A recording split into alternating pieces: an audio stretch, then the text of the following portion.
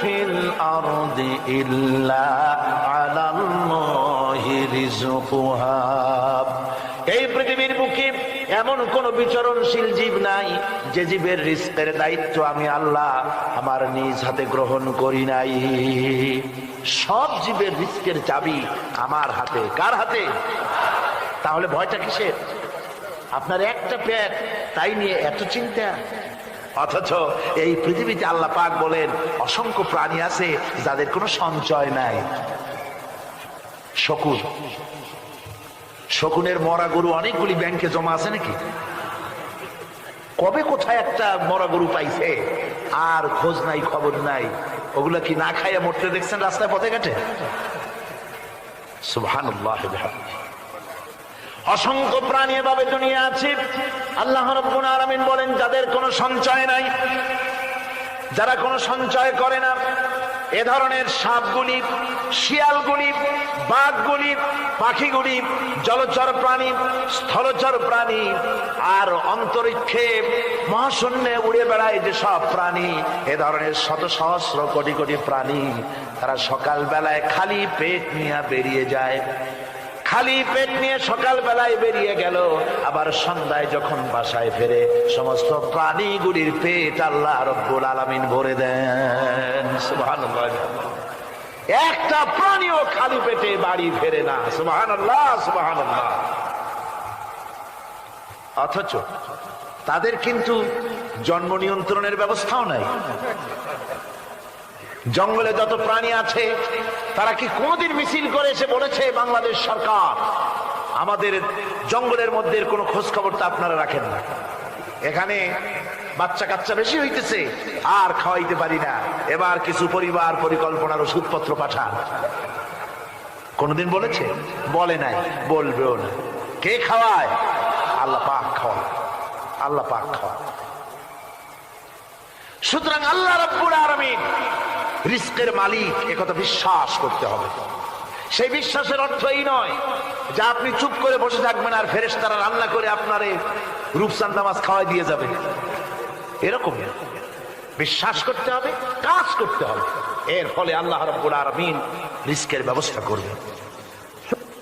ঈমান আনার পর প্রথম যে কোয়ালিটিটা হবে সেই কোয়ালিটি হচ্ছে পার্সোনালিটি, আত্মসম্ভ্রম, আত্মমর্যাদা। দুনিয়ায় কারোর সামনে মাথা সে নত করবে না, মাথা নত করবে কেবলমাত্র আল্লাহর কাছে। সে বিশ্বাস করবে খাইরিহি ওয়া শাররিহি মিনাল্লাহি তাআলা, ভালো মন্দ সব কার কাছ থেকে হয়? আল্লাহর কাছ থেকে হয়। সে কিছুতেই বিশ্বাস করবে না যে কোনো মাজারের কাছে গেলে, কবরের কাছে গেলে আমার তকদির পাল্টে যাবে। কোনো মোমেন তা বিশ্বাস করবে না। কথা বুঝতে পেরেছে? ভালো করার মন্দ করার সত্তা মালিক আল্লাহ সুবহানাহু ওয়া তাআলা। এরপরে 2 নম্বরের যে কোয়ালিটি সৃষ্টি হবে মুমিনের মধ্যে ঈমান আনার পর, সে গুণটা হচ্ছে সে বিনয়ী হবে। বিনয়, বিনম্রতা আর এক বৈশিষ্ট্য। বিনয় এবং বিনম্রতার বৈশিষ্ট্য হবে। তার কারণ হচ্ছে ঈমান আনার পরে সে জানতে পেরেছে আল্লাহ রাব্বুল আলামিনের কর্তৃত্ব থেকে বেরিয়ে আসার ক্ষমতা কারো নাই। অহংকার করে যাব কোথায়? আস্ফালন করে যাব কোথায়? আল্লাহর রাজত্বের বাইরে, আল্লাহর ক্ষমতার বাইরে যাওয়ার ক্ষমতা তো কারোই নাই। সুতরাং অহংকার তার মধ্যে জায়গা পাবে না। আল্লাহ পাক দুনিয়ার সমস্ত মানুষের জিনকে পরিষ্কার করে বলেছেন, ইয়া মাশারাল জিন্নি ওয়াল ইনস ইন ইসতাতা'তুম আন তানফুযু মিন আকতারিস সামাওয়াতি ওয়াল আরদ ফানফুযু লা তানফুযুনা ইল্লা বিসুলতান। হে পৃথিবীর মানুষেরা আর জেনেরা, যদি সম্ভব হয় আমার আকাশের নিচের থেকে, জমিনের উপর থেকে বেরিয়ে যা।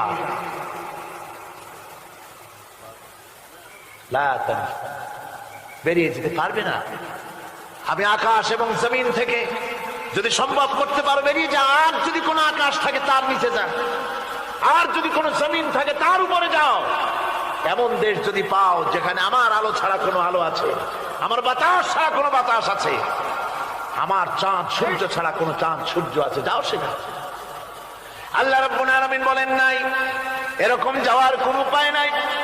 আমি আল্লাহ রাব্বুল আলামিন আকাশ আর জমিন দিয়ে প্যাকেট করে রেখেছি, আটকায় রেখেছি। আমার রাজত্ব থেকে, আমার ক্ষমতা থেকে, আমার কর্তৃত্ব থেকে বেরিয়ে যাওয়ার ক্ষমতা কোনো মানুষের নাই, কোনো জেনের নাই, কোনো প্রাণীর নাই। সুবহানাল্লাহ। মানুষ হচ্ছে অহংকার কিসের হবে? তোমরা হচ্ছ ফকির। আল্লাহ পাক বলছেন ওয়াল্লাহুল গনি ওয়া আনতুমুল ফুকারা। আল্লাহ হচ্ছেন গনি। আল্লাহ কি? গনি, বেনিয়াস, বেপরোয়া। ফাআলুন বিমা ইউরিদ, যা খুশি তাই করে, কারো মুখাপেক্ষী তিনি নন। কোরআনে কারীমে রব্বুল আলামিন বলেছেন নবী আপনি আমার ব্যাপারে, আমার গুণাবলীর ব্যাপারে বলুন। কুল হুয়াল্লাহু আহাদ, পড়েন সবাই। কুল হুয়াল্লাহু আহাদ আল্লাহুস সামাদ লাম ইয়ালিদ ওয়া লাম ইউলাদ ওয়া লাম ইয়াকুল লাহু কুফুয়ান আহাদ। আল্লাহ পাক বলেন বান্দারে, ও আমার নবী আপনি বলুন আল্লাহ পাক এক এবং একক, তিনি নিরঙ্কুশ, তিনি বেনিয়াস, তিনি কারো মুখাপেক্ষী নন, তিনি কাউকে জন্ম দেন নাই, তাকেও কেউ জন্ম দেয়নি। আকাশ এবং জমিনে আল্লাহর সমকক্ষ কেউ নাই। তোমরা হচ্ছ ফকির আর আমি আল্লাহ হচ্ছি বেনিয়াস। লিল্লাহি মা ফিস সামাওয়াতি ওয়া মা ফিল আরদ, আকাশে যা আছে জমিনে যা আছে সব আল্লাহ। সব কার? আল্লাহ পাকের। সুতরাং কিসের অহংকার, কিসের মাতবাড়ি? মানুষ পেছনের কথা ভুলে যায়, মুঠেই চিন্তা করে না। একটু আগে যারা ক্ষমতায় ছিল আজকে তারা ক্ষমতা হারা, আজকে যারা ক্ষমতায় এলো তারা আবার ক্ষমতা মস্তদে বসে দুনিয়ার সব বিপদাপদ ভুলে যায়। কি করে আরো বেশি লুটপাট করা যায়, আরো বেশি মানুষকে শোষণ করা যায়, মানুষ এই চিন্তাই করে। অহংকারে, ক্ষমতার দর্পে ফেটে পড়ে, চিন্তা করে না পেছনের কথা। আল্লাহ রাব্বুল আলামিন বলেন যারা নাকি মুমিন বান্দাদের বিনয় এবং বিনম্রতা তাদের মধ্যে সৃষ্টি হয়ে যাবে, তার কারণ হলো আল্লাহ পাক বলেছেন ওয়ালা তামশি ফিল আরদি মারহান ইন্নাকা লান তাখরিকাল আরদা ওয়া লান তাবলুগাল জিবালা তুলা। ওয়ালা তামশি ফিল আরদি মারহান, আমার জমিনের উপরে অহংকার করে পা ফেলো না। তুমি কি পারবে অহংকার করে আমার জমিনটাকে বাটাই দিতে? কি বলেন, পারা যাবে? অহংকার করে জমিনের উপরে লাথি মারেন জোরে, জমিন ফাটবে? ফাটবে না, আপনার পা ছিঁড়ে যাবে। আপনি কি পারবেন অহংকার করে পাহাড়ের উচ্চতা লাফ দিয়ে ছাড়াই যেতে পারবেন? তাও পারবে। সুতরাং আল্লাহ পাকের উপরে ঈমান আনলে পরে তাদের মাথা এভাবে নত হয়ে যায়, অহংকার তাদের মধ্যে জায়গা পায় না। অহংকার কিসের? কিসের অহংকার তোমার? মানুষ তার জন্মের কথা, কোরআনে কারীম বলে মানুষ কি তার জন্মের কথা স্মরণ করে না? তোমার তো এমন অবস্থা ছিল দুনিয়ায় উল্লেখযোগ্য বিষয়বস্তু হিসাবে তুমি পরিগণিত ছিলে না। তুমি হচ্ছ, তোমার জন্মের উৎস কথা হচ্ছে এক ফোঁটা নাপাক পানি, এমন নাপাক পানি যা শরীর থেকে নির্গত হলে পরে গোসল করা ওয়াজিব হয়ে যায়। এমন এক ফোঁটা নাপাক পানি যার জন্মের উৎস, তার আবার অহংকার কিসের? পৃথিবীতে অহংকার যারাই করলো আল্লাহ পাক তাদেরকে ভালো করে দেখায় দিলেন।